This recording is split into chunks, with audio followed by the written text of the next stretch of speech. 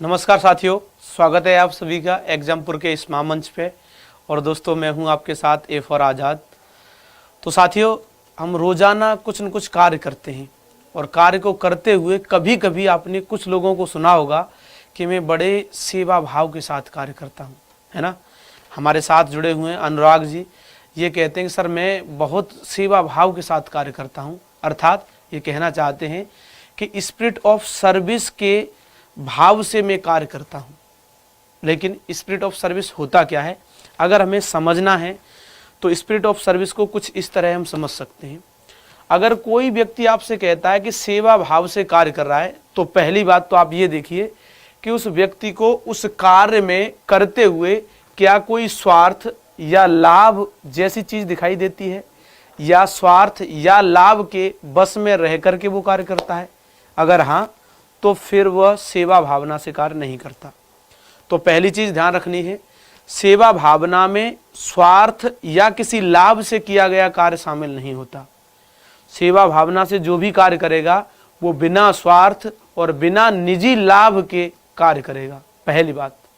दूसरी बात ये ध्यान रखनी है कि कार्य करते हुए ऊबेगा नहीं, बहुत ऐसा नहीं लगेगा उसे कि मैं जो कार्य कर रहा हूं, अरे थक गया, मजबूरी में कर रहा हूं, आज संडे था क्यों करूं, ऐसा भाव नहीं आएगा। कार्य को करते हुए वह व्यक्ति नैतिक जिम्मेदारी का आभास करेगा, यानी उसको ऐसा महसूस होगा कि ये कार्य तो वास्तव में मेरे ही लिए बना है और मेरा इस कार्य को करना वास्तव में एक नैतिक दायित्व है, जिस दायित्व को मैं पूरा कर रहा हूं। तो आपके समझ में आ गया होगा वास्तव में सेवा भाव क्या होता है या सेवा भावना क्या होती है। तो पहली बात, किसी कार्य को बिना स्वार्थ या बिना किसी निजी लाभ के करना किस ओर हमें ले जाता है, सेवा भावना की ओर। दूसरा, उस कार्य को करते हुए नैतिक जिम्मेदारी का आभास होना, ये भी अगर दोनों फीचर मिल जाते हैं तो कहलाएगा कि ये वास्तव में सेवा भावना है, स्पिरिट ऑफ सर्विस है।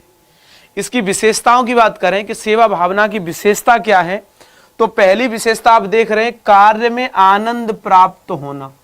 यानी जब व्यक्ति नैतिक दायित्व समझ करके किसी कार्य को करेगा तो उसे वो कार्य बोझ नहीं लगेगा, उस कार्य को करने में उसे आनंद की अनुभूति होगी, उसे आनंद प्राप्त होगा। ठीक है, तो पहली विशेषता है सेवा भावना से कार्य करने पर आनंद प्राप्त होता है।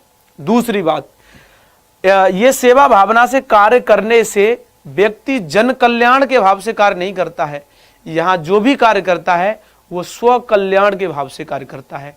जब कोई व्यक्ति ऐसा कार्य कर रहा है तो वो ये सोच करके चलेगा कि इस कार्य से मेरी उन्नति है, मेरा स्व कल्याण है, मैं अपने आप को अच्छा बना रहा हूं ऐसा कार्य करके।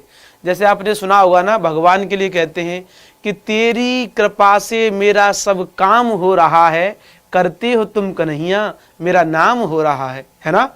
तो ऐसा ही भाव आपको समझना है कि एक विशेषता है कि जो भी व्यक्ति स्पिरिट ऑफ सर्विस के साथ कार्य कर रहा है वो ऐसा सोच करके कार्य करता है कि इस कार्य को करने से मेरी बेहतरी हो रही है, मेरी उन्नति हो रही है, मेरा विकास हो रहा है, मेरा स्वकल्याण हो रहा है।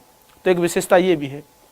अगली बात आपको ध्यान रखनी है कि जो भी व्यक्ति इस कार्य को करता है, जो सेवा भावना के साथ कार्य करता है, वो कार्य को अपना दायित्व समझता है, जो कि मैंने यहां भी बताया प्रत्यक्ष रूप से, और ये विशेषता भी है, आपको ध्यान रखनी है। जो भी व्यक्ति ऐसा कार्य करता है वो वास्तव में सेवा भावना के साथ कार्य करने वाला